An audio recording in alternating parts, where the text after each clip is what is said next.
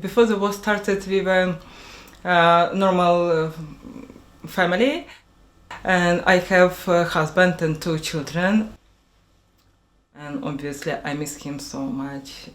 And my parents are there, so I really feel anxious about future, especially my children and my teenager.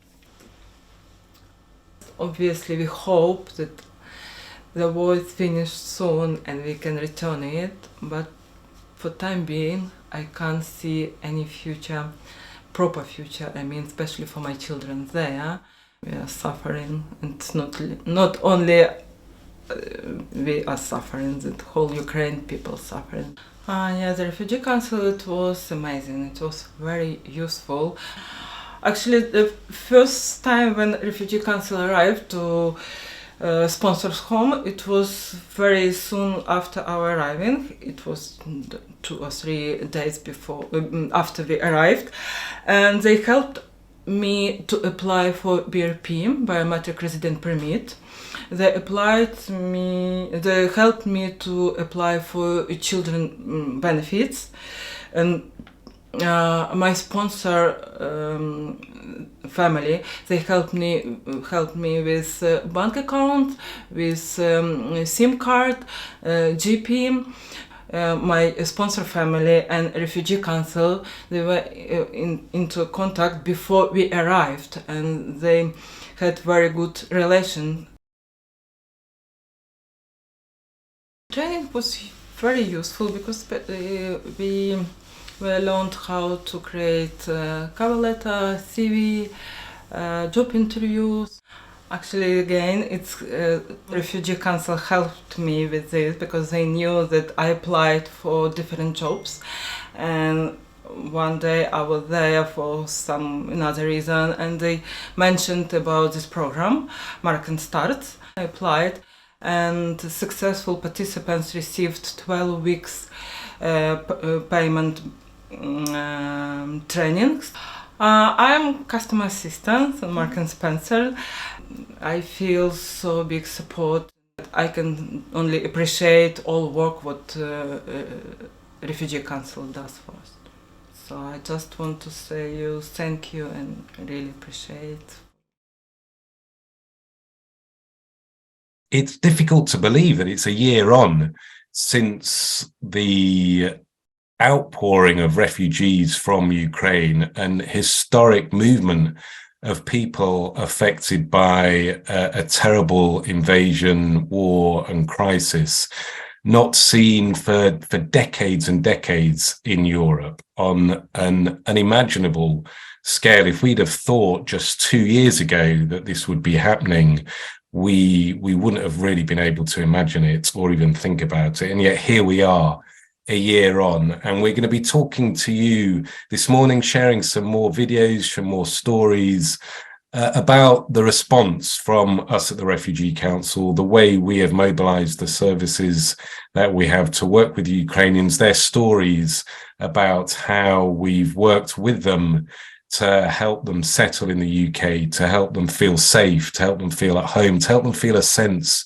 of belonging after the incredible upheaval they've been through.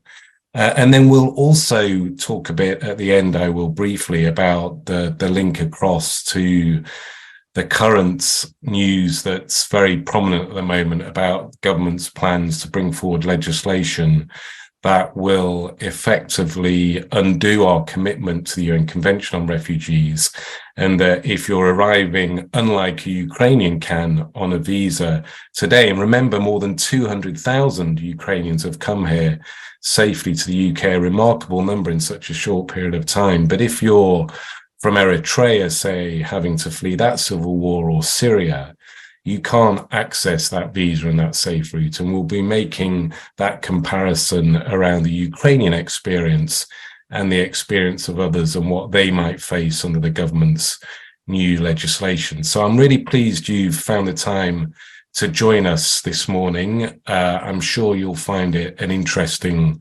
conversation, and there'll be lots of opportunity for you to ask questions later on. We'll make sure we give you that opportunity because we really do want to hear from you too.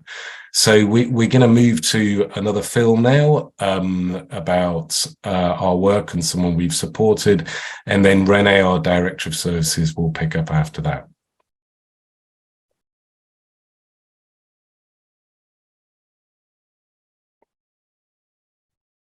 Я была счастлива в Украине, в Мариуполе. У меня была стабильная работа, стабильный доход. Я не хотела войны, не хотела перемен. Все было прекрасно. Я работала бухгалтером в полиции. И так как Мариуполь, ну, Украина и сейчас там Россия, куда мне возвращаться? Но и находясь в Донкастере, мне было тяжело решиться остаться. Потом я получила большую поддержку от Шалом. Но спонсоры, которые сейчас у меня, они тоже меня очень поддерживают. Я пошла учиться в колледж. И моя жизнь стала яркой и красочной. И только после этого мое решение было остаться. И чувство одиночества – это, ну, очень Шалом, вот ваша команда. Например, я такой человек, которому нужно контакт. И вот я этот контакт, эту поддержку дружбы, поддержку любви, вот я ее тут чувствую. Для нас устраивают эти экскурсии, да, то мы были в парк. То есть, то есть вот именно такое эмоциональное переключение дает возможность, ну, как бы открывать глаза, а не закрываться душой. Я хочу сказать, что они очень добры к нам. Я хочу сказать, что мне чрезвычайно приятно, удивительно, насколько они открыли свои дома, свою душу, дарят свою любовь. Я не перестаю восхищаться этим.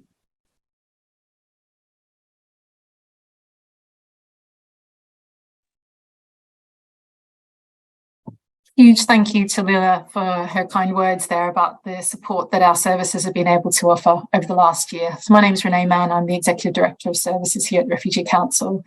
So I'm going to share with you over the next few minutes a part of the story of the last year for us in services, in being able to respond in the best way that we could alongside many others to be able to welcome Ukrainians to the UK.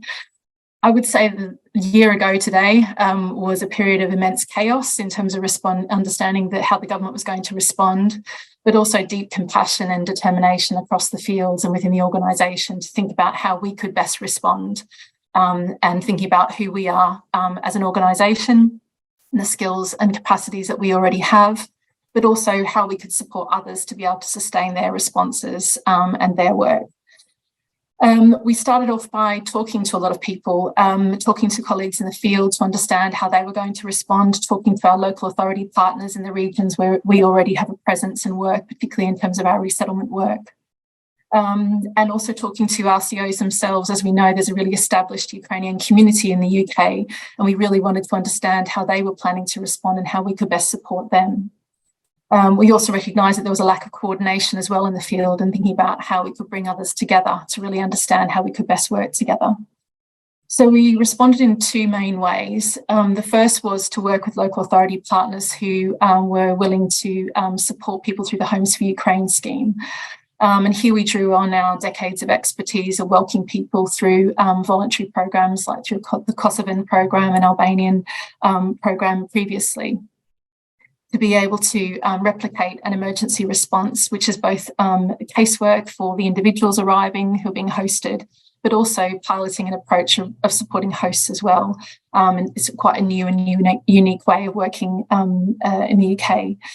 We also then were very fortunate to be able to receive quite a lot of public support and support of many of you probably on the call today through our appeal. And through that, we wanted to provide more targeted support that was to support those people who wouldn't benefit from the Homes for Ukraine scheme, who perhaps were already in the UK or had arrived via the family scheme, who may be more vulnerable and not being able to get access to that integration support.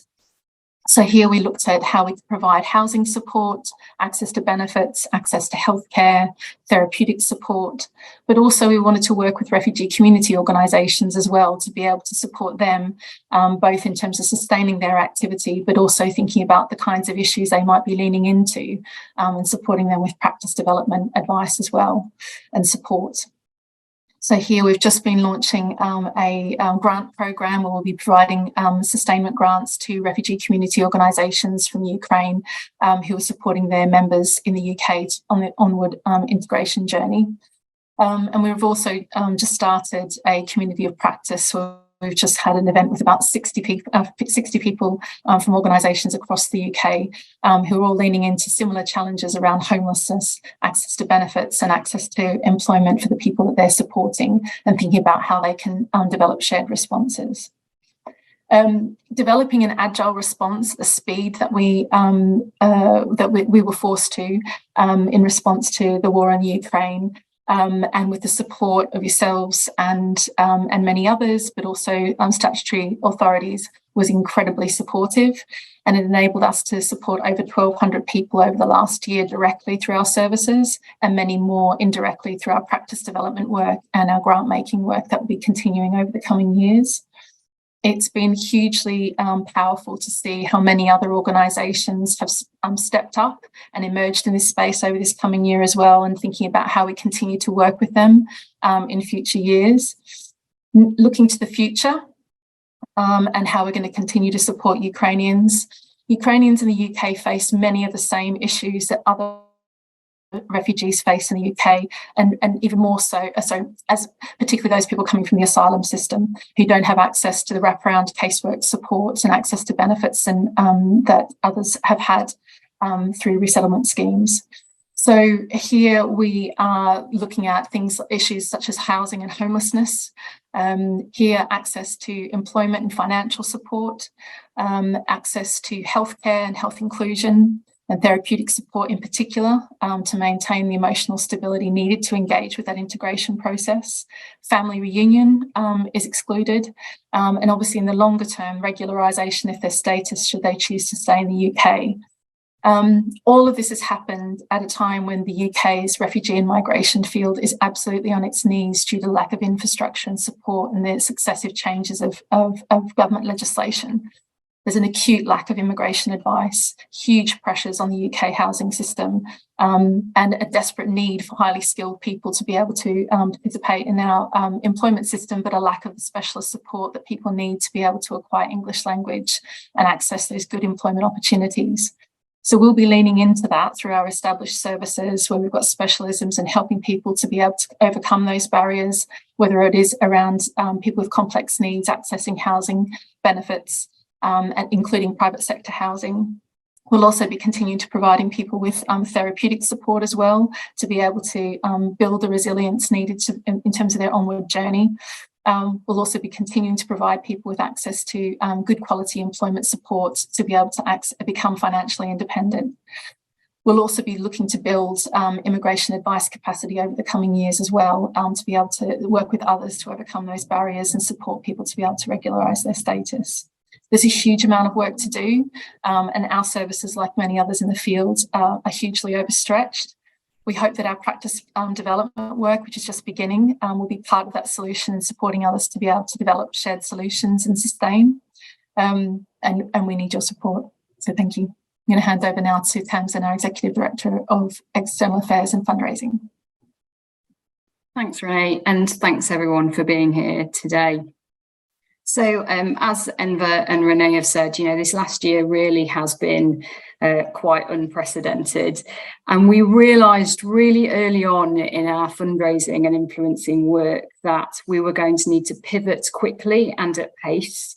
That, when we think back to February and March of 2022, there was a lot of information coming through on different programs that were being launched for Ukrainians. And for us, what was clear is that when you're fleeing war, when you're fleeing bullets and bombs, and you want to reach a country, what you're looking for is safety.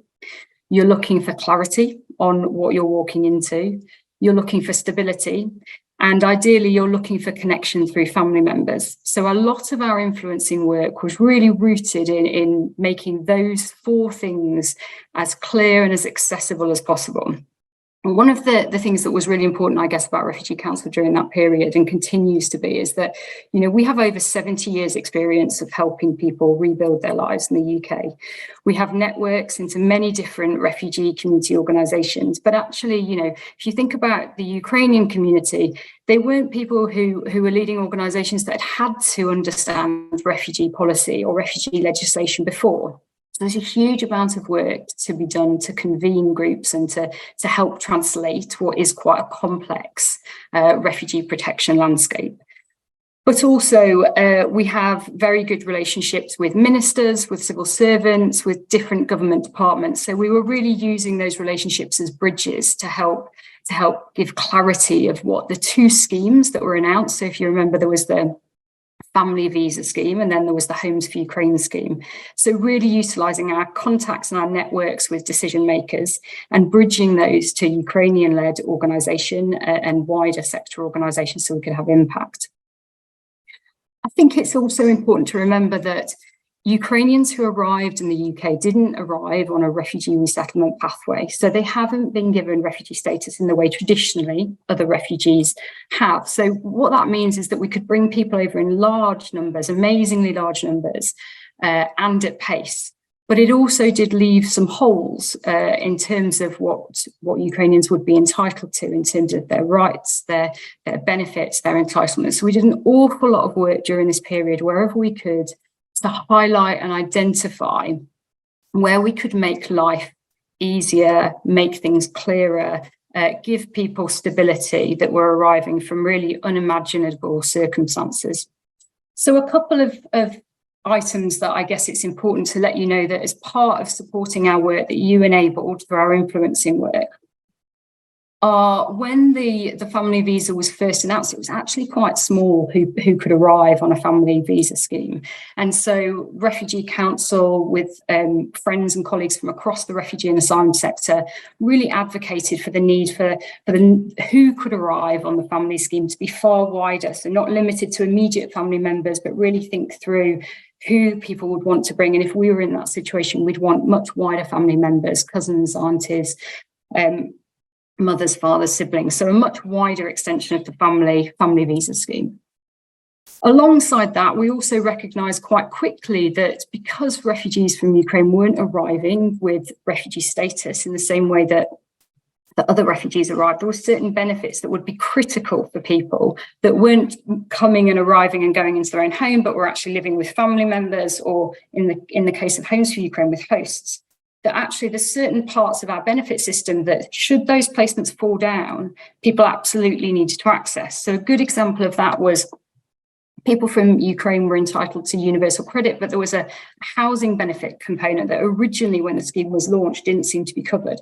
So we quickly identified that, and with partners across the sector, the one thing I would never want to do is take complete entitlement for being the causal effects of everything that happened for Ukrainians, but we definitely played a really lead role in saying, you've got to consider housing benefit as a key part of what people from Ukraine need access to should their placements fall down. And I guess one of the moments that really made us see how an organisation like Refugee Council is such an important part to play in this is just recently, actually, we've been advocating a lot about one of the benefits called the Home Start maternity grants. So these are grants that people are entitled to when they have a baby. And actually people with refugee status, they're entitled to Home Start maternity grants. But because of the method and the visa status that Ukrainians were on up until recently, they weren't actually entitled to the maternity grants in the same way other refugees are. And we have been, would I say whittling? more positive than whittling, but we've definitely been making a lot of noise with the DWP about that and just saying, we think this is just a loophole. We really do think you would have recognised this. And credit where credit due, they have. And now we've just had it announced that actually Ukrainians, as well as Afghans who didn't arrive on the resettlement scheme, can have access to that maternity grant. That's £500 if you're expecting a baby. It's a big amount of money, and it really does make you feel clear and safe, and it gives you that stability when you're expecting a baby and your country is at war. So, and they're actually looking at backdating that to disallowed cases as well. So that kind of work is only possible because people believe in the refugee councils influencing and advocacy work and help us identify that and direct our resources and expertise. And I think the final point I'd say on some of our influencing work that was critical was, you may remember when the Homes for Ukraine scheme was launched, it was launched with this kind of 6-month window, the idea that you could get thank you payments of £350 a month for 6 months. And of course, that was because we all hoped that the war in Ukraine wouldn't continue. So that was put in place for that period of time. But of course, tragically, that is not the situation that we were facing. And so it became very apparent to us in the summer period that actually that 6-month window for payments for Homes for Ukraine just wasn't long enough. So we worked really hard to advocate for that, to influence, and we were delighted when the government announced that those thank you payments for hosts would be extended for 12 months, and actually looking after that, that amount would increase to £500 and it would be for up to 2 years. So that was a moment really where the work of the Refugee Council and lots of brilliant organisations who work with refugees came together along with Ukrainian-led organisations and advocated for the system to change, to adapt, to be agile to the situation we were finding ourselves in. So there's been an awful lot of work that we've done to raise awareness of the issues that refugees from Ukraine face, to do that in a positive way with the relationships that we hold with decision makers and government. And that is only possible because organisations and people like you back us. So I guess on our fundraising, it would be remiss of me as the person responsible for fundraising not also to say that I was overwhelmed by the support that this organisation received in light of the conflict in Ukraine. We launched an emergency appeal that raised over £1.5 million. We had a fantastic donor who came forward and matched funds raised up to £500,000. But what was really important that I really want to stress is that many people understood that the war in Ukraine and refugees arriving from Ukraine wouldn't just have an impact on the people from Ukraine, it would also have an impact on refugees in this country who are also looking to rebuild their lives, because when you have 200,000 people arriving in a short period of time, the whole system starts to creak. So the appeal that we launched was an unrestricted appeal to help invest in all of the fantastic work that Renee's described, working with refugees and people in the asylum system. And I really commend the fact that many people got behind that appeal and would absolutely support the Ukraine community, but also saw the benefit of investing in the whole system. So a massive thank you from me, from the team at Refugee Council for that support. It has made an enormous difference. We have a lot of work to do. There's still parts of the system for Ukrainians that aren't where we'd like them to be. There is an issue still around things like family reunion. So, for example, again, because people have arrived on a different programme, they don't have the same rights and entitlements to bring family members over that other refugees have. So as the co-chairs of something called the Families Together Coalition, that's an issue that we think is really important and we want to continue to work on. And I'd love to speak to anyone who'd like to hear more about that coalition, because it's doing incredible work. And Ukrainians and Afghans and many other nationalities are right at the heart of it. So I guess that leaves me to say thank you for listening. And rather than hear me speak anymore, I'd really like to introduce you to our third and final film, which is Katerina, who's going to talk to us about her experiences of Refugee Council, but more importantly, her ambitions for what life will look like for her as she builds a life here in the UK.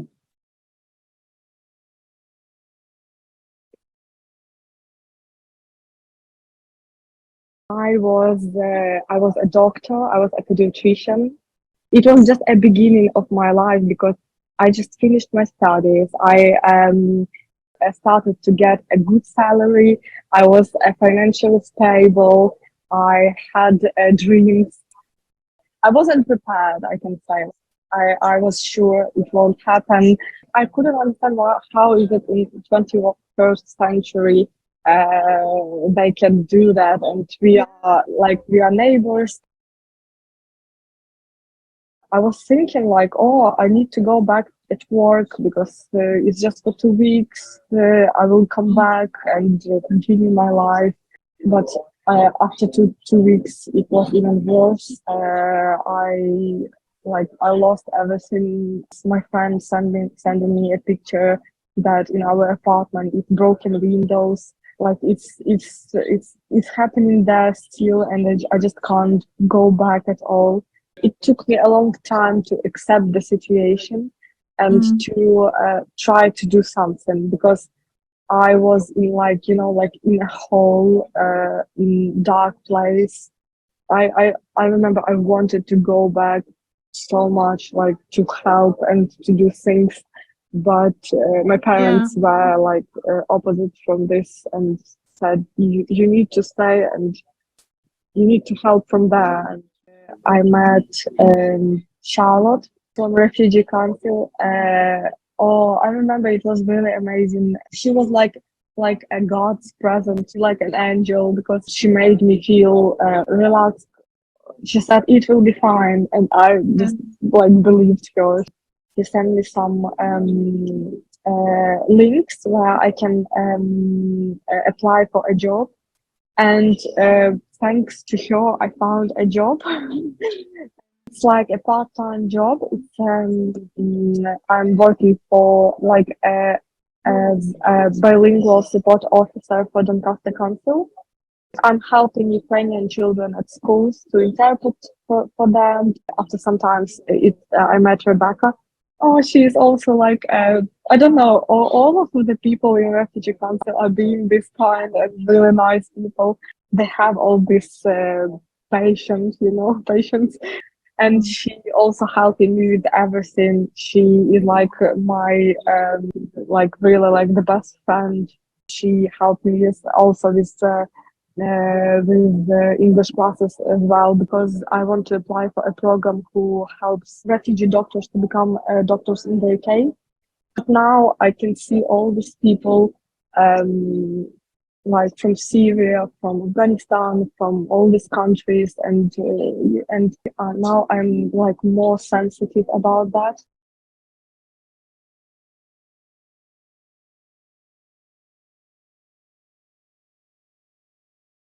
So I just want to pick up on the final point that Katerina made and kind of locate the work with Ukrainian refugees in where we are now working with refugees. And Katerina's final point there about, it's not just Ukrainians, there are others, Syrians, people that are coming from other parts of the world is so important to just think about for a moment, because if you're an Iranian, and we've seen the news about what's happening in Iran, protesters in Iran being beaten up, being persecuted, being attacked. If you're trying to flee from Iran and you arrive in the UK because you haven't been able to do what a Ukrainian is able to do, which is apply for a visa and come here safely, get on an aeroplane, fly here, arrive with a visa, be allowed to come into the UK, be supported by organisations like us at the Refugee Council, by others, by local councils, to settle, to integrate, to try and rebuild your life.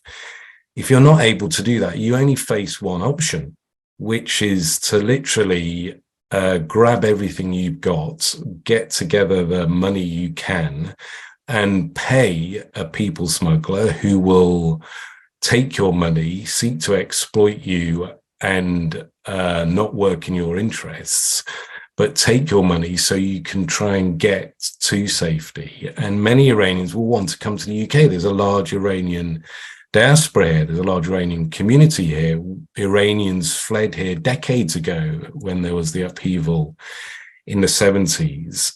But you have to take a dangerous journey. You have to get to northern France how you can. You want to come here, you have to get on a boat. So what will happen to you if you arrive and the government's new proposals are brought onto the statute book as a law? You will effectively be told you're an illegal, and you can't come in. We don't want you. We're not interested in who you are, what you've got to say. You are, as far as we're concerned, a separate class of human being, because we do not see you as deserving of our help, of our safety as a refugee in the UK. So sorry, we're going to treat you as though you are undeserving. We're going to lock you up. We're going to detain you. We're going to send you to Rwanda if we can. And we're going to throw you out of this country. That is in effect what this bill means. And pause for a moment and just think, because this is a watershed moment for this country. Never before has this country chosen to do that. For the decades since 1951, when we came into being after this country was one of the founding signatories of the UN Convention on Refugees, we have always sought, in one way or another, to at least give people a fair hearing, regardless of how they get to the UK. Now we are standing up and saying no more. And actually, in doing that, we're almost behaving like dictatorial regimes such as Russia that doesn't want to uphold universal principles of human rights, universal international conventions. And we are taking an historic turn. This is a really significant moment. It's a really significant moment because it means that the UK is only going to accept those refugees that it sees as deserving. And it is taking a turn against the global notion of welcome for refugees, regardless of how they've had to flee, which is what we've always done. We at the Refugee Council will continue to speak out against this. I'm sure you've seen us speaking out or read us speaking out already. We'll continue to make the case with government, with politicians. We'll continue to bring the voices of the likes of Katerina, who want to make the case for the UK being a welcoming country, regardless of where you've come from. And we will continue to show that through the Ukraine scheme and examples of the Ukraine scheme, we are a different country. We're a welcoming country. Tens of thousands of people wanted to open their homes to Ukrainians. Let's not forget this. The remarkable outpouring of support and welcoming across the nation tells a story of a UK which believes that we have a role to play to welcome those less fortunate than us, to stretch out a hand of friendship and welcoming. We are not a nation that wants to repel, that wants to pull up the drawbridge, that wants to slam our door in the face of those less fortunate than us. We are a nation that believes in compassion, in humanity, in a shared vision of a global world in which we stretch out and reach across to those who have lost everything. That is what the people of this country showed through Ukraine, through Afghanistan, showed through Syria, and continue to show today when we talk to them about refugee protection and when you really understand what people think about refugee protection. So this is a moment when we as a nation have an opportunity to continue to provide the integration support, the language support that you heard about, the employability support that we at the Refugee Council provide, along with others, as well as lots of local authorities across the country who are deeply committed. As local authorities of sanctuary, many members sign up to be cities of sanctuary of local authorities who are committed to do this and to ensure that we are a richer nation as a consequence. This, I think, is who we're about as a country. Ukraine shows that. And at this moment, at this critical moment, I urge you to all think about how we can stand together, how you can stand together with others, with partners, to make the case for the importance of this country welcoming refugees, regardless of how they've had to get to this nation. So thank you very much for listening to us, to watching the films. We're going to let you ask any questions or share any comments you have. We have recorded the session, we've recorded it all, and we're able to share it with you. So we will be sharing that, but please do put your questions in the chat. And I think we have a mechanism for hearing the questions, and then we'll respond to them, or any comments or thoughts or reflections you've got, or any experiences you'd like to share, or anything that you've heard that's triggered a particular reflection. We're very keen to hear it and to respond. Hi, Ember. We've got one question for you. It's I'm a private landlord who works with the local council to house people who've made homelessness applications. Most of the candidates are victims of domestic abuse, or they are also refugees. Do you have any tips for me as a landlord? Renee, did you want to come in on this one, or should Yeah, really happy to, and thanks very much for all the support that you're offering to people. We want to meet more landlords like yourself. I think the key issues to note are that people have a really complex journey, particularly if they've survived domestic abuse or trafficking, and that they need specialist support. It's really important that people have a caseworker or somebody who they can rely on and trust to be able to provide them with both the access to mental health support, but also their journey as they're going on in terms of integration, which can be quite bumpy at times for people. There can be issues with benefits, there can be issues in terms of their wider family circle and that they need support with. So finding your local partner organisation is what I would strongly recommend. You may be able to provide them with that tailored support, but also with community mental health as well, and specialists who provide that support in your area. If you want to get in touch outside of this, we're really happy to connect you with partners who might be based in your area. I would just like to share with you my thanks for help that's been offered by you to me in debating the new immigration bill with my Conservative MP in this constituency. He has sent me quite a lengthy email, which I would describe as supporting the party line, quoting evidence and figures with which I, as a layman, cannot engage. And I have sought your help in replying to him, pointing out if he is inaccurate in his statements, and also pointing out what he's not saying, which I think needs to be said from the point of view of our accessibility to refugees. So I'm just saying, I didn't know that you were prepared to offer this service. I've contacted you in the hope that you were. I've now had confirmation that you will give me some help in engaging with this correspondence, and I am grateful for that.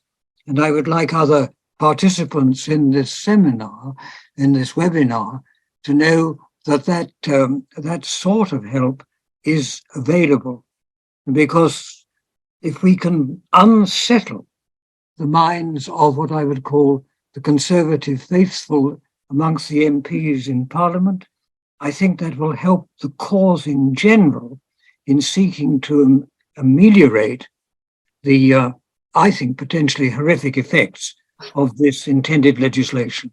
Thank you.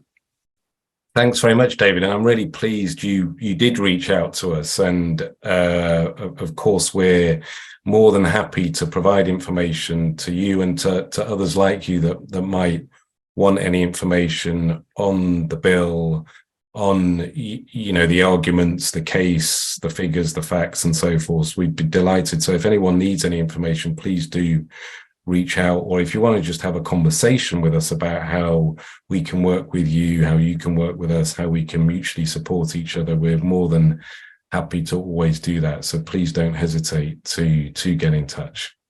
Thank you very much. Why do we think there is such a difference in terms of our support for Ukrainians and other people who want to seek asylum in our country? And I suppose two parts. And do we think, I suppose, our population know that we're treating people so differently?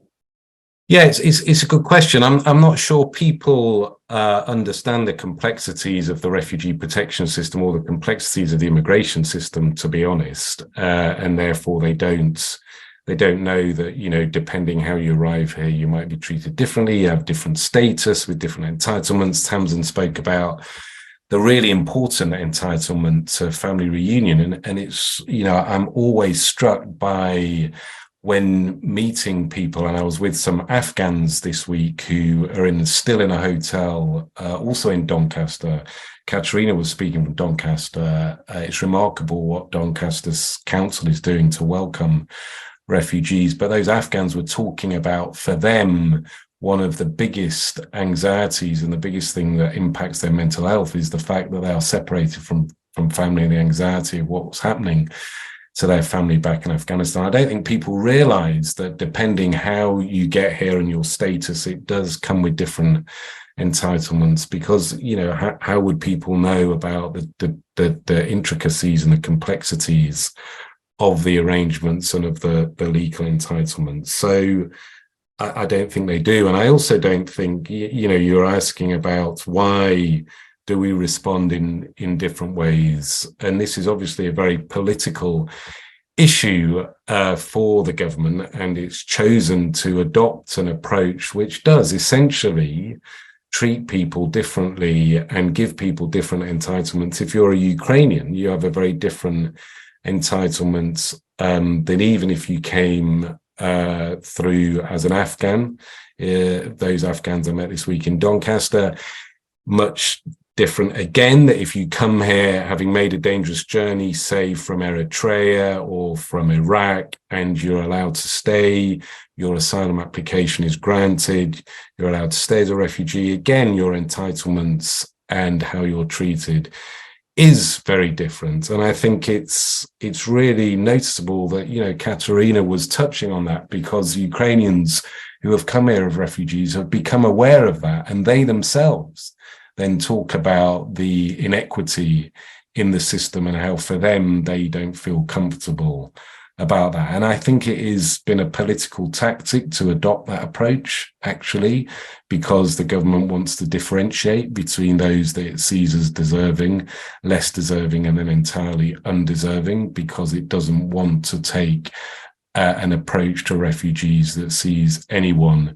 who comes as a refugee in and of themselves as a refugee with the same entitlement. So I think it's been a political decision, unfortunately, and one that has been now being taken to an absolute extreme with the new bill that I was talking about, which will effectively say to those people that have to take dangerous journeys, we're not interested in who you are. We're only interested in those that we want to provide a safe route to, who we will see as deserving, even the language that has been used by government as those that we choose to have a moral responsibility towards. And actually, if you take that to its logical conclusion, I think it is deeply disturbing that a government can choose which of our fellow humans it decides it has a moral responsibility towards and which it doesn't, simply because they've been affected by circumstances entirely out of their control.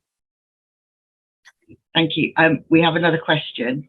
You mentioned that Ukrainian community groups have had to adapt to learn about supporting refugees. What are Ukrainian community groups doing now in response to the crisis? And are there groups in London that we could donate to? Yeah, I'll let Renee come in on this one. Renee.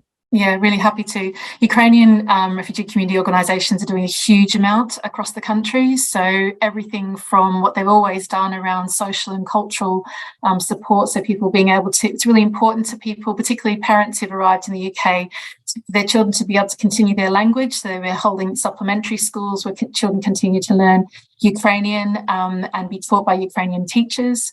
The Association of Ukrainians of Great Britain, you look them up, they've got 27 different sites across the UK. They're an incredible organisation, and we supported them to set up their Welcome Hub in central London, which is linked with the Ukrainian church. So they're doing an incredible amount of work. Also providing support and a warm and welcoming place to meet with older Ukrainian family members who've come through the family scheme, who are very isolated, who don't have English language, they're not working. They're here with their family members, and a place to meet together and, you know, continue to do social activities and not be isolated while they're living with their families and working out what next for them. There's also many Ukrainian organisations who support professionals and are involved in advocacy at a very high level. around trying to influence, policy and support for Ukrainians in the UK, many people working in academia and other parts of society. And then on the front line with people who perhaps were already here, perhaps undocumented, or need to change their legal status, or maybe, not struggling to be able to both access employment, sustain housing, etc. Lots of frontline organisations providing support to people to be able to access housing and benefits, understand what educational opportunities are available for them, and stay connected with their journey, which often people can lose sight of once they're focused on the crisis of homelessness or benefits being interrupted. Really happy to, outside of this meeting, share a list of London-based organisations that have sprung up or have developed different ways of working and supporting people. If that'd be helpful, and you can choose who you might like to support.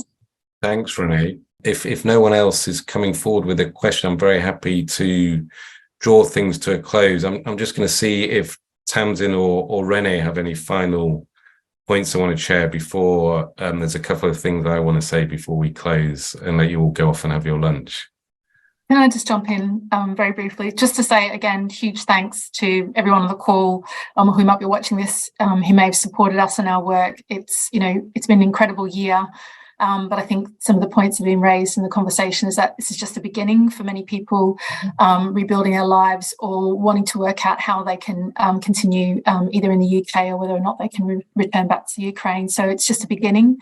But also the additional support that many others who are going through similar journeys, having arrived through different pathways, particularly those who have come directly to the UK to seek asylum. Just huge thank you, and for your interest and support and commitment to supporting them and the structural barriers that they're facing. Thank you. Thanks, Renee. I think I'm just going to maybe just add a couple of points after that that I think people on the call might find useful for conversations with friends, with family members. So just a couple of facts, I guess, to leave you with. There were no Ukrainians in boats that crossed and claimed asylum in the UK. And the reason there are no Ukrainians is because there is a pathway, an uncapped pathway for them through the 2 Ukraine schemes that exist. So I think when people are looking at who's crossing the channel and claiming asylum, it's important to think about that. And it also gives you an answer to the question, undoubtedly, that you'll hear asked at dinner parties or, in taxi driving kind of moments. But the question is, why are people coming from France? And the answer in that is actually really directly linked to the conversation we've had today about Ukraine. In the same way we didn't expect as a country people from Ukraine to stay in the borders in Poland, we expected to play a role in sharing responsibility.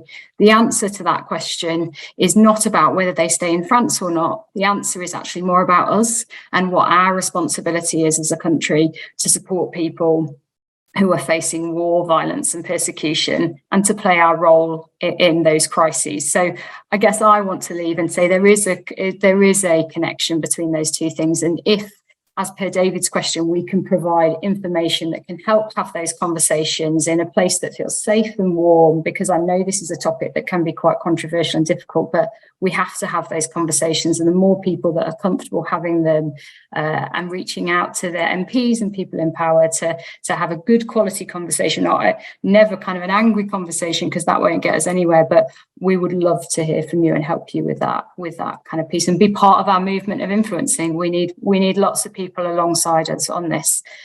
So yeah, thank you from me. Thanks very much, Tamsin, and thanks, Renee, and thanks to you all for making the time to join us this morning. I hope you found the conversation useful and helpful. I hope you come away with a sense of the work we've been doing at the Refugee Council, thanks to all the support and contributions we received to enable us to mobilise a remarkable service response, to hear the stories of some of the people we've worked with, and to understand that the importance of the current context, the challenges that we face, and really the importance of the Refugee Council still being here today, more than 7 decades on since we were founded. I said in an all-staff meeting this week, where we had 100 of our staff team on the call, that we're probably more important now than we've ever been, not just because of who we are, but because of the level of need, because of the demand for us to support and work alongside other organizations. We're a generous leadership organization. It's not just about us, it's about how we make a greater impact working with others, but also because the very international convention that we were founded to stand up for, to defend and to be here for, is under attack. And when that happens, who we are, what we do, and how we work with all those that want to work with us as being part of our community, it really matters. It really matters that we're here to stand up for those principles and to speak out for them and to continue to do the work at the micro and macro level. So you are part of that community. Together, I believe we're stronger. Together, I believe we can make a difference. And together, I believe we can be the architects of a future which is not necessarily the one that we're looking at with this legislation, which is a future that those that came from Ukraine received from this country. I believe together we can be the architects of a very different future. So thank you for being with us. Thank you for walking alongside us.